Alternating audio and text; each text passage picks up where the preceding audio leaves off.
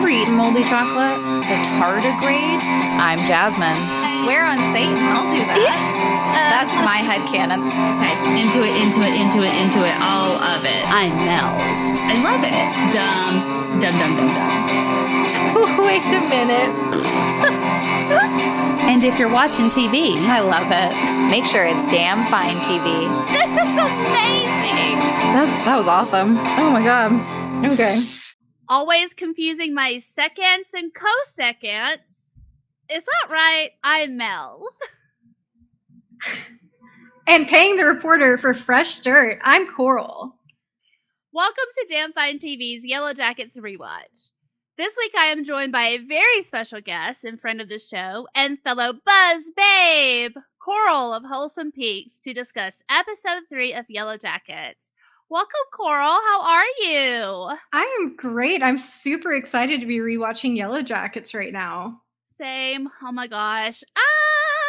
I can scream. Like, I know we'll get into it, but today, because this was like my second watch, because I always like watch it all the way through once and then I watch it again to get my notes. But man, my heart was pumping. I was like, oh my gosh, I'm so scared. Like, what? And I've seen it. So it's very nice. It holds up, at least, right? Yeah, absolutely.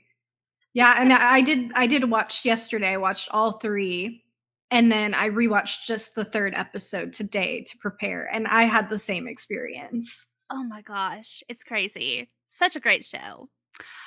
All right. Well, if you're ready, I thought maybe we could dive into a summary and then we'll just give some overall thoughts. How do you feel about that? That sounds great. Okay, cool. Episode 3 is called The Dollhouse. In 96, the girls say goodbye to their friends in a makeshift funeral and make camp at a nearby cabin. In the present day, Ty grapples with balancing her campaign and home life, Misty and Nat take an annoying road trip, and Shauna raises suspicions about Jeff. So, Coral, tell me, what were your overall thoughts of the episode? How did you like it? As if we didn't already talk, like, about it. Oh, I love it. I love this episode. This episode's really fun. I feel like it's when things really start happening for everyone. Both timelines. Really, we get past the plane crash and into survival mode, and we get into a lot of the big mysteries are really introduced for the first time. Absolutely. I mean, I feel the same way, and I couldn't believe how quickly this episode went by for me. Like, I felt like I pressed play, and then before I knew it, like, it was like 5 minutes left, and I was like, no, I want more. Like, what's going on here? So Jasmine and I had talked last week about the pacing being so strong in this show, and it's true. I mean, you get so much information in the episode, but it doesn't feel like it lags or it doesn't go on too long, which to me shows a perfectly written show, in my opinion. So I completely agree. I feel like there's no room for anything that's not important, but then you also get a lot of fun moments that are really important for character building. So nothing is unintentional in this show. Absolutely. Okay. Well, so the way that I have the notes written out here, I just took some main points of some of the characters that we were focused on in the show. So what I'll do is just run through and then we'll tackle each topic. So we have Taissa and Jessica. We have Misty and Nat plus Travis, the cabin in the woods, Shauna and Jeff plus Adam, and then whatever else we want to discuss. And then I have got questions that I wrote down during the episode they were just questions that came to my mind that I thought were absolutely ridiculous that I was even thinking about this. So we'll get to those. So to start off with Ty in the present day, how did you feel about the reveal that Jessica's working for her? Oh, yeah. So I completely forgot, I think. I forgot a lot about what happens in the show.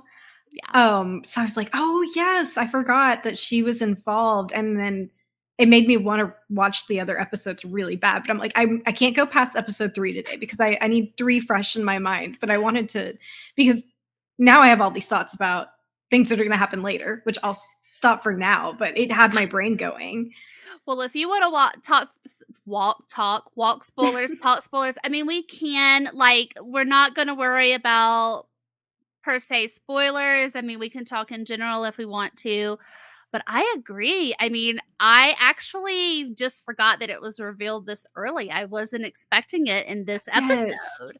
And I so that forgot was it was the this big thing. early. Yeah. Yeah. And then of course Taissa in the present timeline, you know, the guy that she's running against for the seat, like, put out this really nasty, but also hilarious, in my opinion, which shows you just how bad my humor might actually be.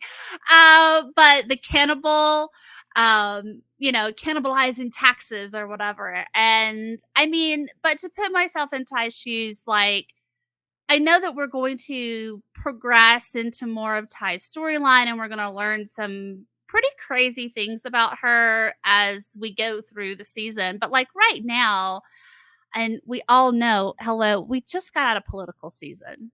I was like, not this. It was like PTSD. I was like taken back to like all of the text, phone calls, emails, like for this past like election. So I know that politics can be pretty, you know, lowbrow and they can be hurtful, but I don't know. Like it's funny because I know Taissa's story through the end of season 1, but I'm kind of finding myself sympathizing with her a little bit more this time around because, and especially during this episode, there's obviously some kind of trauma or underlying thing with her and death or like a PTSD when we saw the moment with her grandmother. So I'm feeling a little bit more sympathetic. That does not excuse what happened to Biscuit. I won't spoil it now, but I still hate you for that, Taissa. But I'm feeling Both times I watched the episode, I had a moment for Biscuit. I had to pause. Well, you know what?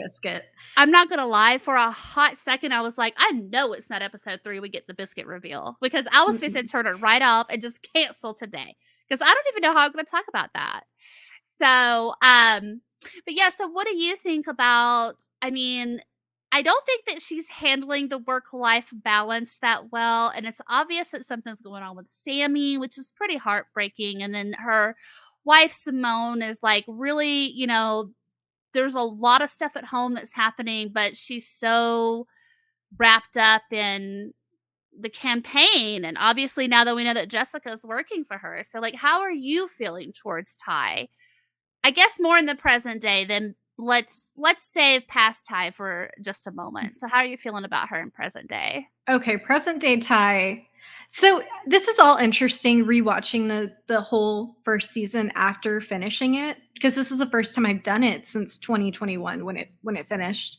And I went in thinking I had very strong opinions about every character towards the end and I wanted to know if I still felt the same way. Like I'll be honest, I hated Jackie. I did not like Jackie. I thought she was the mean girl, the antagonistic friend. And rewatching it, I was like, no, I still don't like Jackie. I just also don't like Shauna either. I mean, honestly, we'll get into Shauna, but yeah, and we'll get to them later. I just had to throw that out because with Ty, I felt very similarly where I dislike her just as much the second time. I'm very interested in her psyche, but I feel like we just don't get enough sympathetic Ty. Even with the backstory, she's just so cutthroat and so she doesn't pay attention to her kids. She doesn't pay attention to her wife. But I do have a lot of sympathy for young Ty, so I wonder what's going to happen in between to make her change. Yeah. Yeah, for sure. I mean, I really like 1996 Ty because I feel like, you know, just like what you were just saying, like looking at rewatching this show, I'm so sorry for the camera malfunction there. So rewatching it through the lens of having already, you know, seen the show and knowing like all of the high points, because I've mentioned this before, there's a lot of things that I just probably don't remember. I mean, I know there's been a couple of things out of last episode that I was like, whoa, that totally did not register that was going on in my head. So knowing that, I really admire Ty 1996 version because I feel like she's actually more of a leader than what we see Jackie as, which is funny because the first time through you're like, well, she's the captain of the team and, she's supposed to keep the girls together and all this and that. But I don't like Jackie. I don't think I cared for her the first time around. This time I'm just like, I got nothing for you, babe. Like, it's just, and I've noticed that I've left her out of my notes for 2 times in a row now. So I'm kind of like, maybe I should talk about Jackie, but I don't really want to because, like, right now I feel like it's pretty surface. I mean, would you agree with that or? I agree. And I really thought I'd be more sympathetic to Jackie on the second round. And I think towards the end, and when there's going to be a lot of reflection after the last episode, where I find Jackie can be a really tragic character, but no plane crash. She's a mean girl, and I don't like her. Yeah, I'm with you. I don't care for the dynamic at this point. Now, I know what's coming up is we're going to have a flashback to like a party. All of that good stuff is going to come up. I'd like to see how I feel after that when it comes to Jackie, but just like right now, surface what we've gotten in 3 episodes. I just don't even have the willpower to talk about her, to be honest. So it's funny. So it's funny that I'm seeing Ty as more of in a leader role, especially because she's the one that discovered the cabin. We'll get to the cabin in just a bit. She didn't want to sit around the plane like wreckage site and hope and wish to get saved. I mean, she kind of went into survival mode, and I think that now it's jump started. As we'll know, it'll jumpstart a lot of mischief down the road. But for right now, I mean, by the end of the episode, they've got clean water. They've freshened up. They've had a good laugh. Like, I mean, I can't imagine the stress reliever that is. They have a roof over their head, right? And not necessarily food in the cabin, but they'll make do. You know what it kind of reminds me of is I think everyone who's ever worked has been in a situation where you've got like an upper management that has no idea how to manage, and it's all like stuff at face value where it's just like saying words out loud or like stupid things they learned at like a team. Yeah, buzzwords, buzzwords. And just stupid things they learned at some kind of team building conference they got paid way too much to go to.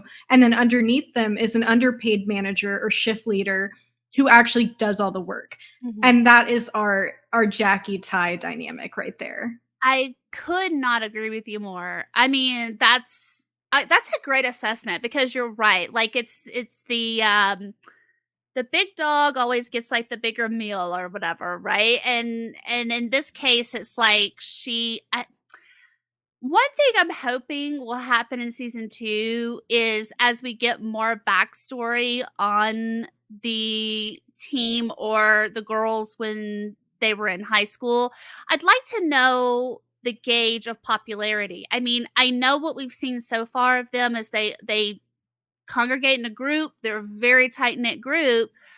But I'm wondering alone socially, and I know we got a lot of that of Nat in first season, right? Like her backstory, Shauna too. I mean, but I'm just curious to know how much more they're going to go into Ty, because I'd like to just know more about. This sounds so like conceited of me to say, but like where she falls on the popularity scale, because again, like maybe she's really the true leader of the soccer team as well, but Jackie's the captain and she's always getting the recognition. You know what I mean? So yeah. But then again, Ty did break that poor girl's leg. So I'm like, I don't know. The more I think about it, the more I'm like, perhaps your astute analysis is wrong. Earlier, when I was saying that I hated Jackie and I like Ty, as I was saying it, I was remembering that she broke someone's leg and her bone came out. Yeah, Allie's leg. Sorry. So I try not to think about Allie too much because her existence also annoys me. As much as I promise you guys, I love this show. But these are great characters. Oh, God. another thing, I'm looking forward to the reunion, but not her. Okay, let's just put it that way. Okay. Do you have anything else you want to make note of for Taissa or Jessica or anything for Ty in this episode? Nothing for Ty in this episode. Nothing in my notes. Okay. So let's move on to Misty and Nat plus Travis. All right, here we go. Listen, Misty is my queen. I just cannot get enough of her. Okay? Like, past and present. Now, past Misty is she's a little much, okay? But I love present Misty. Listen, I know she broke down the Porsche. I know what she did to Nat. But I mean, who wants to take a road trip by themselves? I mean, I know Nat probably would, but come on now. Not when you can have like the whole bag of chips like Misty, am I right? Yeah, and she's got a dope playlist. She makes people listen to Cats the musical. It's great. That was hilarious. That was cracking me up this time. When they pulled up to get to the gas pump and it was that fucking Cats music, I was like, oh my God, bless you, Nat. Because if there was anybody in the group that probably wouldn't tolerate this, like, I'm surprised Nat hasn't been like, I'm cutting this shit off. Just like taking the whole console and beating it to a pulp. I know. But I mean, Misty has proven, even as in the present day or adult Misty, she's a valuable, even if it's a tad bit annoying, resource, because I know she's part of the, oh man, not the Crime Stoppers. Oh, now it's slipped my mind, the little crime group that she's part of. Oh, I totally forgot. I know what you're talking about. I should have written it down, but nonetheless, like, this is coming in handy when they get to Travis's. And I mean, she's fish out of pay stub. She's like, what? Oh, the comment about not getting his veggies. I was like, I can't do this. Like, Missy, you are too much. So she's proven to me young. She's taken care of everyone in that crash. I mean, she saved Ben's life, even though he really wished that she hadn't at this point. He had a total Lieutenant Dan moment here, right? But like, am I the only one that saw that? I love that observation. They might as well have had ice cream, and she might as well be Forrest Gump, right? Where she's like, they're there. It'll be okay, Ben. That was beautiful. Why didn't I die? And you're kind of like, well, I don't know. I'm kind of with you, maybe a little bit, Ben. But yeah, like, Missy is a valuable resource, and I think that's why this time around, like, we were figuring her out the first time around, I know, but this time I'm like, she's my queen. So what are your thoughts on Misty and Nat? And then we'll talk about Travis in just a little bit. Well, Misty's also the reason that they don't get discovered for 18 months. I love you on the show because you're like, well, now wait a minute. Now listen, Ty broke the leg. Misty's got them stranded. Right?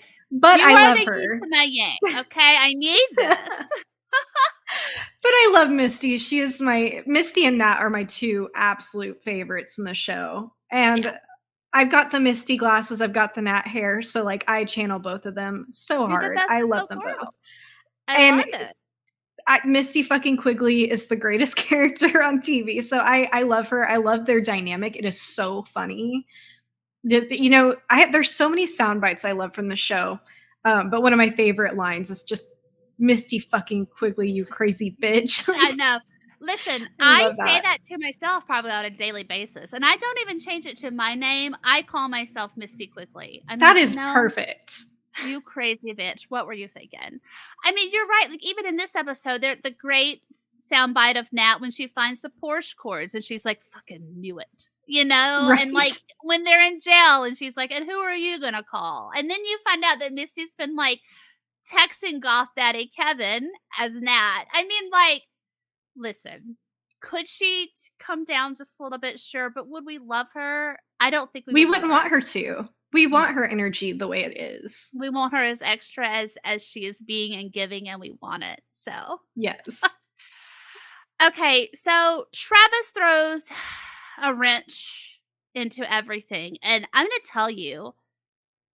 Okay, let's go ahead and do a content warning or a trigger warning. We are going to talk about unaliving yourself. I just like to put that out there because if you're sensitive to that, you can fast forward a little bit, especially if it was triggering for you in the show. But maybe what I'm about to say is controversial yet brave.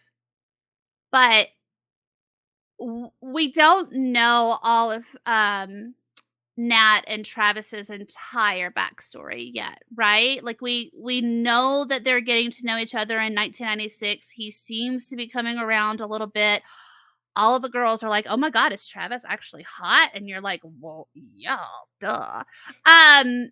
But obviously he and Nat start their flirtations in 1996 around this time, or this episode, I guess I should say. But controversial yet brave. There was some sort. Oh gosh, I want to make sure I word this correctly because I'm not saying that it was beautiful that he unalived himself, but there was something haunting and poetic, and there was just something in that moment of Nat finding him for me that I feel like I know she's going to go through some downs, okay, like after this, but I think it's going to keep her motivated to figure out what the fuck is going on around these parts because she's lost somebody to what she does not believe that is an unaliving situation. She believes it's murder. So does that make sense? Anything that I just said? Like I don't want to say that a body not alive, it was a beautiful thing, but it was heartbreaking, and it also made me feel like this would be the kick in the pants, I guess, for Nat to continue on once she grieves through losing Travis. I totally know what you mean, and I'll say I don't believe that everything happens for a reason. I hate that, but I do like to say that you can find a reason in everything. Like my best friend died when I was 16. Christian and I became friends because we bonded over that. Right. Do I wish my best friend didn't die? Yeah, but I have to look at the beautiful things that happened because of it. Right. And yeah, and so I don't like that everything happens for a reason because that means that there was a reason my friend died. I'm like, no. But right. I can find reason in bad things. And we're finding the reason in the bad thing for Nat here in this situation. Yeah. Yeah. And I mean, I felt like the writing was probably going to be on the wall just a bit with some of the clues in the house. Like, well, obviously he's going by a different name now. He's living out in the sticks. I mean, these things were pointed out by Misty. But I mean, he had been drinking, and I'm assuming that it was pretty fresh based on the way that Natalie's face looked when she smelled it. And he still had like that Polaroid of the two of them up on his dresser. And I just was like, I can't. Like, something bad is coming out of this, but I think it will. And honestly, we only know like the last thing that happens to Nat. We don't really know what's going to bring what season 2 is going to bring for us. So I mean, that's like the really anticipation part of season 2. Like on top of everything else, I'm also like I have to know more about Natalie and Travis. Like I have to know more about Travis and what does all this mean and where does Goth Daddy fit into all of this? All of these things. So knowing what you know, do you think that it was unaliving or do you think he was murdered?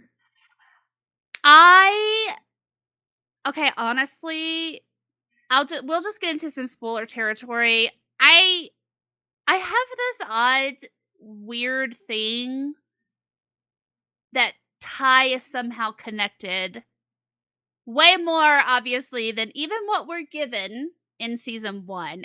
My wheels have just been turning, and I know I'm only on episode 3, so much more is going to happen.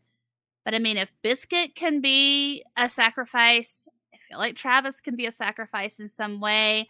And it might not directly be Ty, but Ty has hired someone to, I guess, make sure get the tabs on everyone involved in this and, make sure none of this dirt comes out during her campaign. So, I mean, you don't know what that could have led to. So, I feel like it's probably a factor of things, but right now I've got a little bit. I know I just got through saying I was sympathetic towards Ty, but I think it's because this was maybe a sympathetic drawn episode because we get to see that moment with her grandmother. But I still think she's sneaky as fuck. So, Yeah. What do you think? I think that it was definitely murder. I think the Yes. candles are the big thing for me. And I think it's funny that you were talking about like finding like not the positives, but just finding other parts, ways to look at the situation. And I think it's interesting that they probably were trying to eliminate a threat, but in doing so, they just kind of lit a fire under Nat to figure out what was going on. So they inadvertently motivated Nat to figure things out. Yeah, and we don't really know when it comes to Travis. I mean, we don't really know. Okay, what I'm thinking of specifically in my mind is in the case when they go to, and I'm sorry, y'all, I know this is some spoilers, but we're hoping that you've come into this and already have watched the season, but this won't be too much. These are all unanswered questions, to be honest with you. But when they come in for the reunion and there's that case and it has everyone that they lost in, Javi and Travis's pictures are in there. And it feels like I don't think Travis would have got his yearbook photo already in that case. Or maybe so. I don't know. But like, there's a lot of things going through my mind where I'm like, did he go off the grid? Like, is he involved in whatever this is that's going on? I mean, the postcards and everything like that. Like, what threat did he pose? And why is it looking like he didn't come out of those woods? Interesting. I didn't know about Javi. I didn't realize his picture was in there. Okay, that could be totally wrong on that. Again, I could be wrong. I'm not afraid to say it, but we'll see when we get to that episode. So that's something that I wanted to bring up, and I don't know if there's like going to be a good time to bring this up, but on my first watch, I didn't realize that only one Yellowjacket died in the plane crash. I didn't realize that until watching this episode and then looking it up on Reddit just to be sure that I think 20 people ended up surviving the plane crash. We only ever just see like 8 of them or 12, I think. But I didn't realize, we know she was going to go see Oasis, and they spent a lot of time talking about just one of the Yellowjackets. Rachel. Yes, your thing is rest in peace, Rachel. And I think she's obviously the one that got the old plate through the throat. And I was like, well, I mean, if that's not trigonometry coming at you, like, don't be so good in trig. I think that's the takeaway from that. That's a good point. That is no one learned trig. Don't take trig, but I don't know what else is offered. So anyway, no. I mean, you're right. Like, I didn't grasp how many. Well, first of all, I noticed that same thing when they were like just talking about Rachel, and I was like, okay. But then they were like, Stewardess Linda, Pilot Bob, and then Coach Ben, or Coach Ben's leg is buried. there. They do bury it, and they do make a little marker. So if anyone watching this didn't notice, there's a marker that says Coach Ben's leg. So yes. But I too was like, wait a minute, only one like student didn't make it. Like, that's crazy. But then when you see them all in the lake, I was like, crap, I didn't realize how many there were. I think that's my one gripe is like, give one of those red shirts one line. Just have them say like, thank you for the soup, Misty, or something like that. Like, one line. Just give them each one line so I fucking know. Like, I gotta quantify what's going on here. Because right now I'm like, what? There's like 7 main people I need to worry about? No, there's apparently more than that. You know what I mean?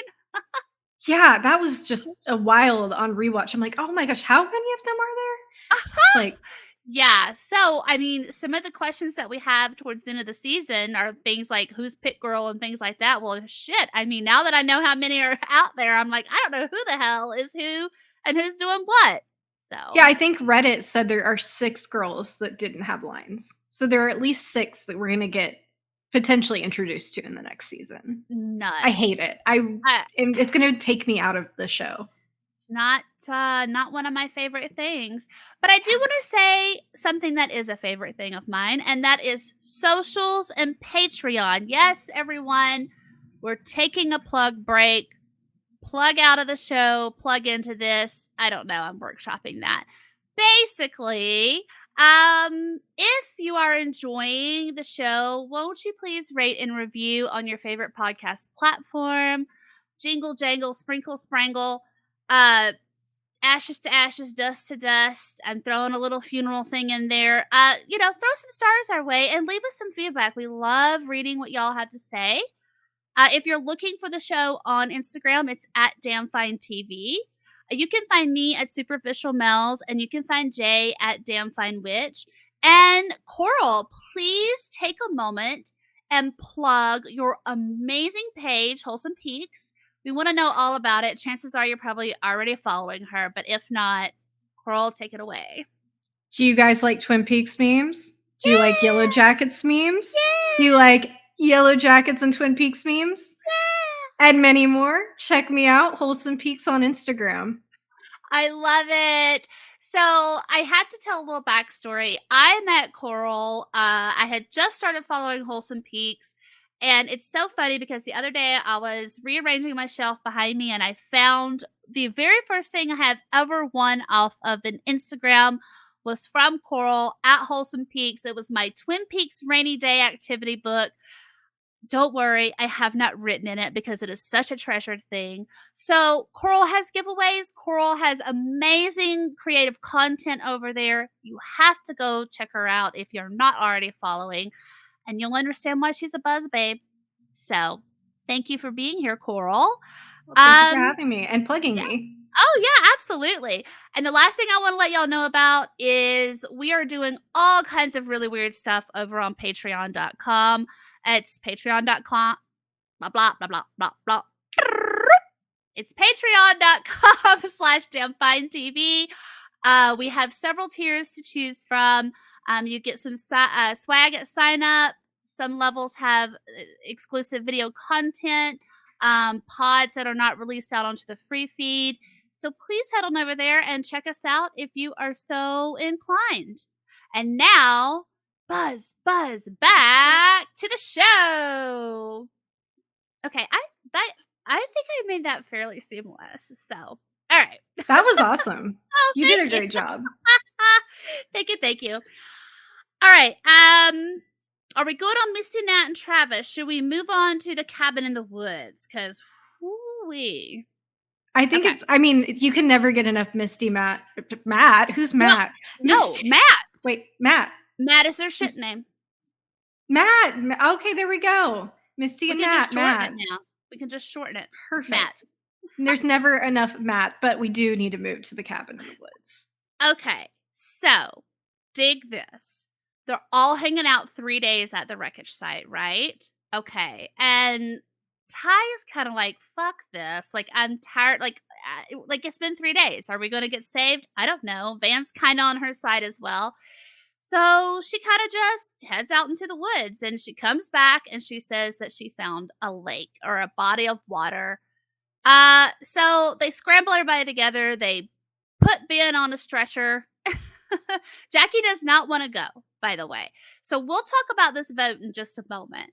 But the good thing that happens, and the also strange thing, in my opinion, which I'm picking up more and more of on this watch, is while they're in the lake, Lottie is the one to notice that the cabin is across the way. And it's very, I've got chilly bumps. It's very ominous the way that there's like a light catching for her to notice, right? And so they all get there, but Lottie is the one that is not feeling this cabin at all. So, the cabin in the woods, what are your thoughts? Should we start with the vote? Sure. Okay. Do you think, I have more questions at the end, but the main thing I wanted to know here is, how do you feel about Jackie after the vote? Because I don't fucking like her, okay? I mean, I didn't like Jackie from the minute that Coach Ben needed antiseptic, and she's like, that's mine. Not my favorite. Gosh. So yeah, and then she's like, no, we're not going to move Ben, and we're not going to do this, and we're not going to, and I'm just like, I guess in a lot of classes I've taken in college, they've actually taught you that you should stay with the plane, but if there's a cabin, you might want to go to the cabin. I think it's a little safer to go to the cabin. I mean, or just some fresh water. Like, here's the thing. Even Yeah. if it was slightly over 4 miles, because I think Oh, they Van don't was even know about the cabin, right? Just the well, water well, at this right point? now, yeah. But I mean, like, even just to get some fresh water, and then could we have compromised with Jackie and said, okay, well, we'll come back to the wreckage? I mean, maybe they would have done that if they hadn't found the cabin. But yeah, I was like, Jackie, I mean, she got a couple of the red shirts to raise their hand. I think Lottie might have as well, but I don't like the way that she's treating Shauna. I mean, this isn't like, are you voting for me for homecoming queen? I mean, this is like survival after a very traumatic crash. Like, I don't need you holding grudges to Shauna because she don't want to stay at the plane. You know what I mean? Yeah, and that just goes back to her terrible leadership, just throwing a fit because her not looking at what's best for everyone else. It's what Jackie wants, and throwing a Jackie, fit that her friend Jackie, didn't follow. So she's a terrible leader because it's about terrible. her. I mean, we've got lots of politicians that are that way, so we know all about that. But Well, yes, we but do. yeah. So, once they get to the cabin, what are your thoughts or what are your feelings? I know we've seen what is going to transpire there, but on this rewatch, when you saw it for the first time again, like, how did it make you feel? Oh, it's so exciting because so much is gonna happen at the I cabin. Just know, knowing, right? like, this is the catalyst for so many things. Yeah. And there's a dead guy in there. Yeah. Yeah, Okay. there is, yeah. There's just a dead guy hanging out in a rocking chair, which really has me wondering, like, how, what, why, who? I love the cabin too because it really is when it starts to introduce what I love about the show is it really walks this fine line between is there something is there something what is the word? I keep on Supernatural? supernatural. I kept wanting to say Supernatural? superficial and I'm like that is But your username. but there's a lot of superficial shit going on here too. Yes, supernatural superficial shit. They The 3 I S's. really yes, the 3 S's.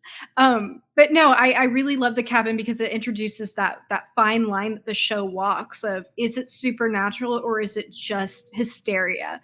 And I think it really starts with Lottie noticing the cabin is right when we go to the what is going on in the show and makes you really start wondering what the hell is happening. I mean, especially because we know that Lottie has a medication that she takes. Okay. We don't know everything about Lottie yet. But obviously her taking that medication, I don't think that it's widely known because I think it is Van maybe that sees her taking the medication, or it might have been one of the other girls. But the look on their face was like, oh, like what is she doing? You know? So I mean, not that listen, I'm an open book. I don't mind talking about the medications that I'm on, but not everybody is like that. And this was also 1996. So, I mean, you know, times were different back then. But it doesn't seem, I mean, far fetched that she's running low. She's the one that found it. But the other girl, okay, I'm liking what you're saying about this supernatural, this fine line, because in another episode, this will become a little more apparent / bothersome to me / really makes me wonder what's going on. But it's only been 3 days, and Van doesn't look like she was almost burned alive in that plane. Don't even get me started on Van. Okay, well, and Van's injuries. I know, but I was noticing it the most when she was like in the water, especially when she and Ty exchanged those glances at each other, and I was like, it just doesn't look like you barely got out of an explosion on a plane. Like, what you looked like in that moment, I mean, I know you've cleaned up a little bit, but I would expect some 3rd-degree burns here, Missy, okay? Like, so there's that line of, like, I don't know if you ever watched that show, The Affair, but it makes me think of this show, The Affair. It was on Showtime. I found it to be an amazing show. What I loved most about it is that the first half of the episode was told from one person's perspective. The second half of the episode was told from the other person involved's perspective, and there would be small changes like what somebody was wearing, or a color of their top, or a line of dialogue. There wouldn't be glaring differences. So I say all that to say there was nothing supernatural about the affair. I just love the way that they shot it from those two perspectives, right? But it's kind of this weird thing because you start to wonder in your minds, like, okay, was she maybe not that badly injured then? Or am I right in thinking that her injuries should be more apparent? I don't know. Like you just said, like, don't get me started on man and the injuries.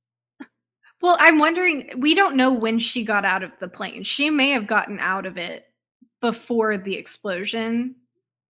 Well, I guess, I see. That's true. We don't know that. We only see her afterwards when she's running by Jackie. Yeah. I don't mean to like, laugh at "Guess that what, because bitch?" it's a traumatic moment, I'm sure. But I mean, just to see her running by with like, I mean, yeah, looking a little like Freddy Krueger a little. And I was like, no, not this. But I'm glad Van survived. So, But I do like your perspective about the water and how she looks different. So I wasn't trying to like shit on that by saying, "Oh, well, we don't know when she came out." I was no, just, but it you're is possible. totally right. I mean, you're totally right. Like, I don't know. I don't know how she got out of the plane to begin with. So, And that goes back to the supernatural.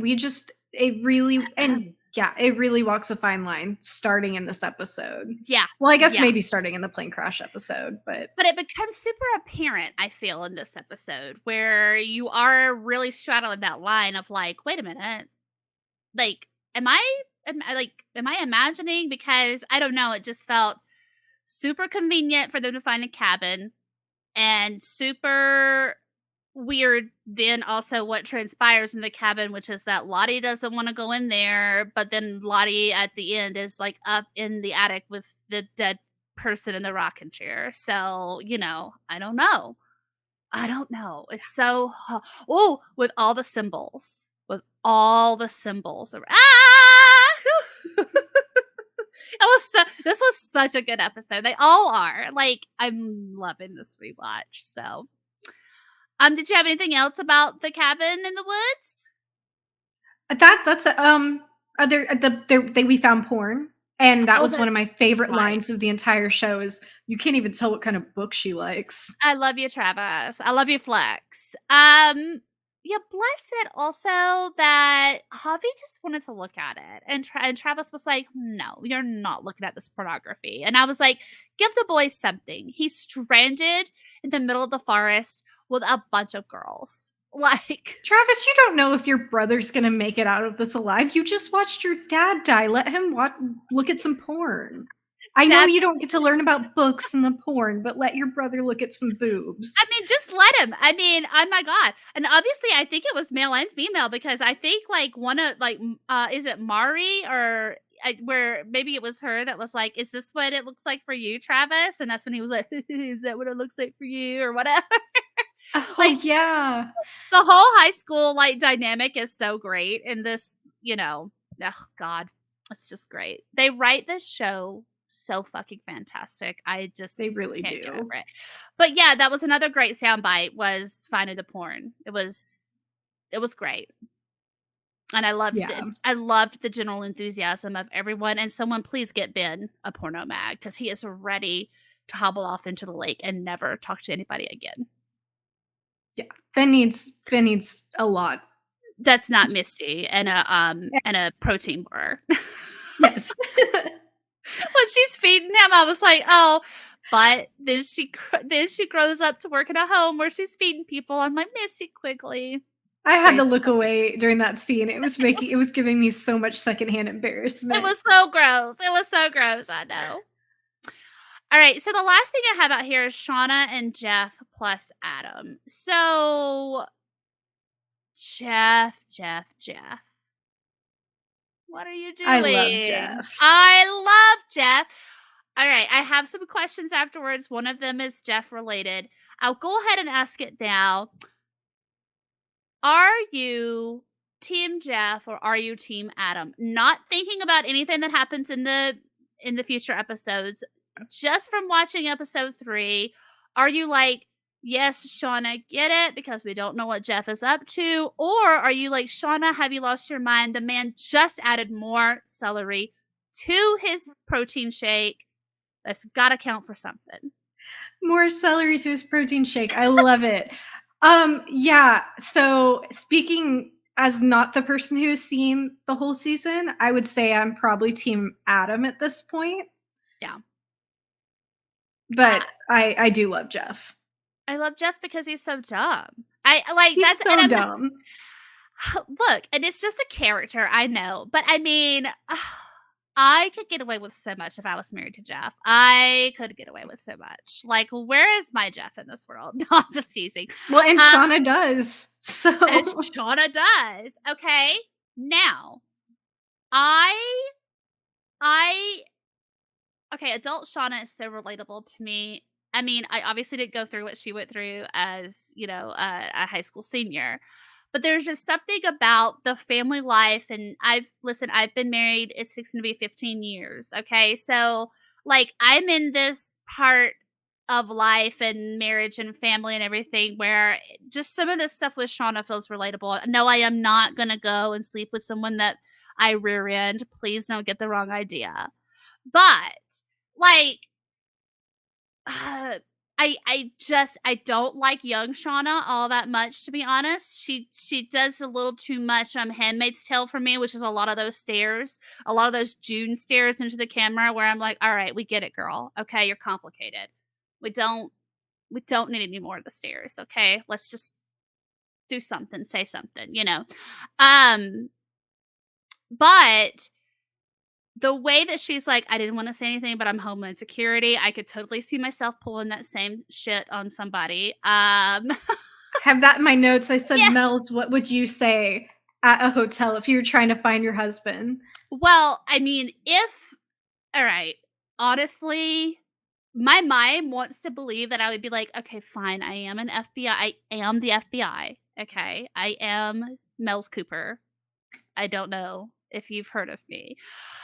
But I think knowing the true Sagittarian in myself, I'd be like, you're going to tell me that room number because that's my husband up there and I know he's with a woman, and they would probably put me in jail, like Nat and Misty, to be honest. I would get the cops called on me.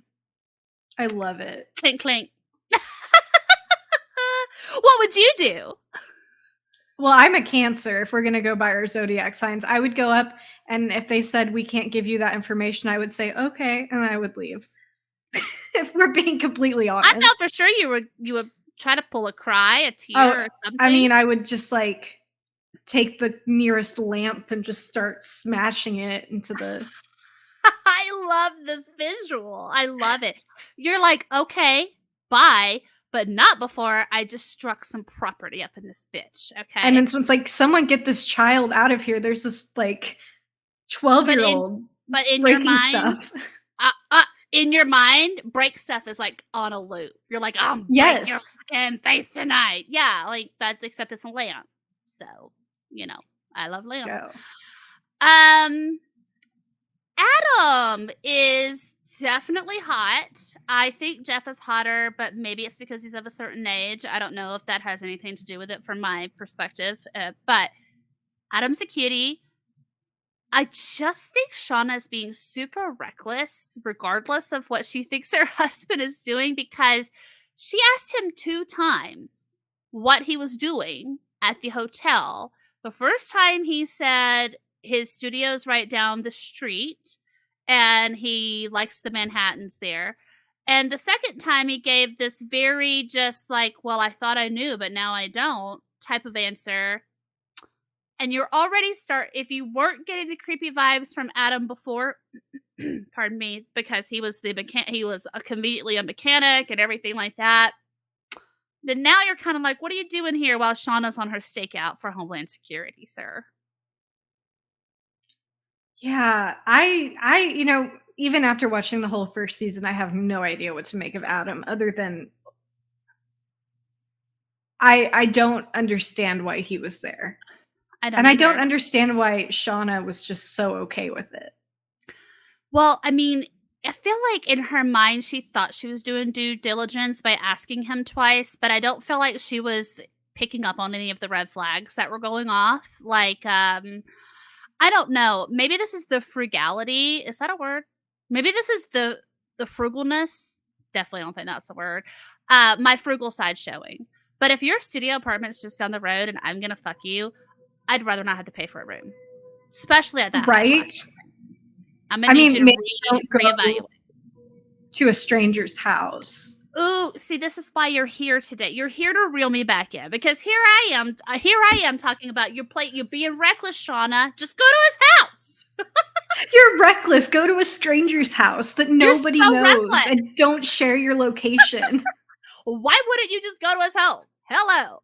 Oh my gosh. Get it together. So how again, not knowing anything out of this episode, how did you feel for Shauna in that moment when she did see Jeff leaving with the woman, though?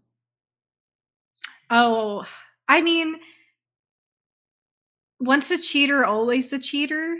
Yeah. And so it's kind of like, Shauna, you had to see this coming.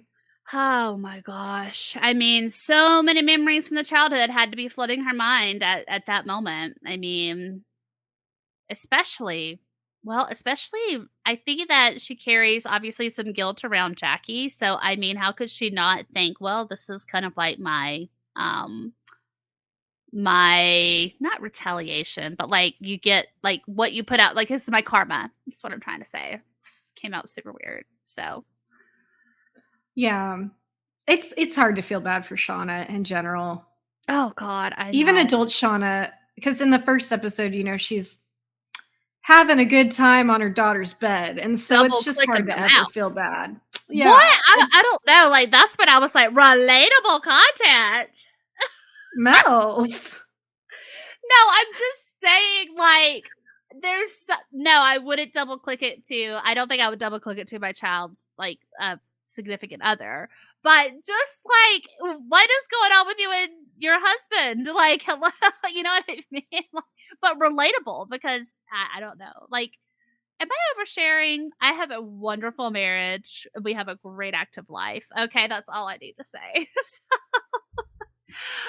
Oh my gosh. Okay, well, is there anything else that you want to discuss from the episode that we maybe didn't hit on that you have in your notes? I just have 3 questions because we just answered one about Adam. So I have 2 really stupid little things. Have you not heard me for the past like 50 something minutes? Hello. Perfect. I'm in good company. When Dreams by Cranberry started playing, Christian was like, that song belongs to Dairy Girls. So I just wanted to throw in a comment he made so he could contribute to this. Thanks, LBC, y'all. Yeah. And then the other one is I thought it was really funny that Natalie, and I'm not even going to try to remember how she said it, the police officer said her last name wrong, and she corrects him. And I was just thinking, I have a coworker that has called me Carol every day for 3 weeks now. And I'm like, I wish I had Natalie's ability to correct someone that she's never going to talk to ever again. Hopefully she's not going to talk to that police officer ever again. Well, gosh, fingers crossed. But probably not. Yes. Now, you're absolutely correct on this because I have been called some doozies in my life. I worked in a call center for many years, so I took a lot of phone calls. People would say, Martha, like, this is what's going on. Now, I had a totally different outlook, though, where I was like, okay, if for some reason this call goes sideways, I need you to tell them that the person was Martha because there's not a Martha that exists. So, therefore, here to unwitch, if you like those lawyer terms I'm throwing out there, I could never get in trouble for the phone call going sideways because they would be like, there's no Martha here. That's my fault. I worked booking pavilions for Parks and Recreation in college, and I used to tell my boss, I was like, I'm not giving these people the energy by correcting my name. So if you hear Opal, Pearl, Carol, anything like that, if it's a bad call, don't tell them it was me You can assume Right. it was probably me. You But just also, go I'm not ahead. taking the blame. Right. You just go ahead and say, well, we'll talk to Opal about that. Okay. Yeah. The difference here though, obviously, is that it is your coworker. Now, I don't know how long I could stand that, because once upon a time I had a boss as well who didn't realize that Mel was short for Melissa. And when we did our employee performance review one year, he wrote out Melanie throughout the whole thing. And I was like, now let's talk about this. You look at the name of your employees, I'm hoping on a daily basis. Are you not aware that you do not have a Melanie working for you? That is so weird. Because That is a Jackie kind of leader. that was Jackie. Jackie was my boss once upon a time. I let him go through the entire review, and I can't help it. I'm a smartass sometimes. And you know what I said to him? I was like, well, it just sounds like Melody is doing a great job. What about me?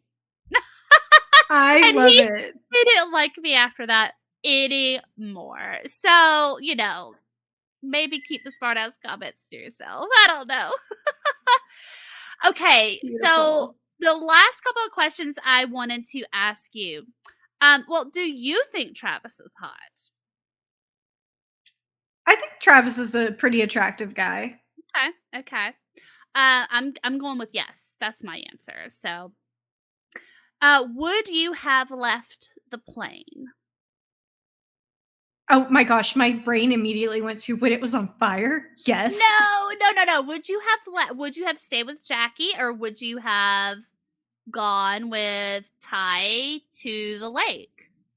Okay, like I said, I'm a Cancer that doesn't stick up for myself, so I probably would stay by the plate. Well, I would be like, how about we have a group that stays here and a group that goes, and I will stay with the group that stays here, and if it's safe, then I'll follow you guys later.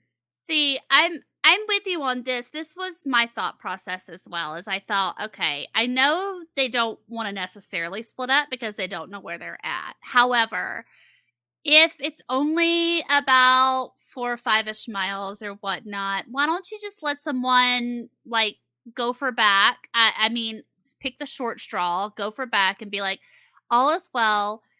Or why not day trips down to get our water supply and get all of that, and then night trips back to the safety of the plane wreckage, which sounds very weird to say. But I'm here to tell y'all right now that there is no way in hell you would have caught Mells anywhere near that fucking cabin. I would have went back by myself to the plane, and then I would have looked like that guy up in the rocking chair when somebody came back to check on me, because I would be like, you're not getting me. You're not getting me in this cabin. Something ain't right. Yeah, especially after finding the dead body. I'd be like, I'm gonna head back. I know it's midnight. I know it's dark. I'm gonna head back right now. Thinking about taking my airplane. chances. Yeah. I'll swim in that water to get back. Yeah. I'm gonna take my chances that Jason is in that lake versus staying in this cabin, just so everyone here is clear. Okay, great. Now, what the fuck with 30 Ks is the man with no eyes? Is he an angel? Is he just death? Is he a bad omen? Because I don't know.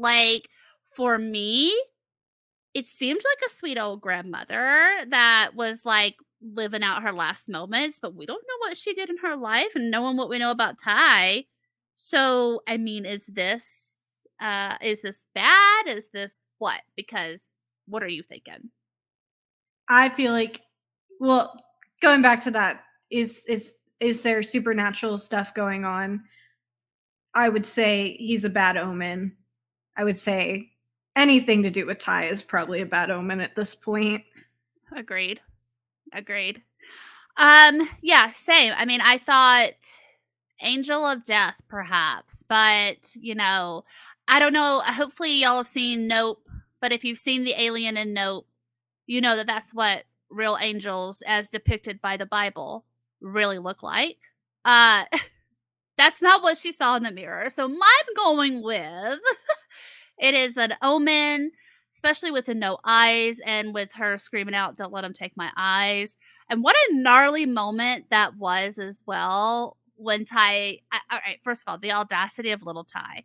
I grew up in a funeral home, okay? Like, I feel like people, like older family members and whatnot, they were like, unfortunately, like passing every week. So I just feel like I was raised up in the funeral home.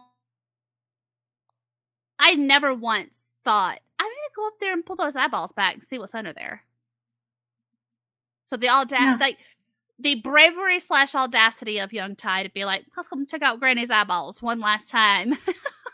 If you had any doubt that Ty is okay, a little bit of spoilers, you guys. If you had any doubt that Ty is behind everything, just rewatch little Ty doing that and know that she is not stable.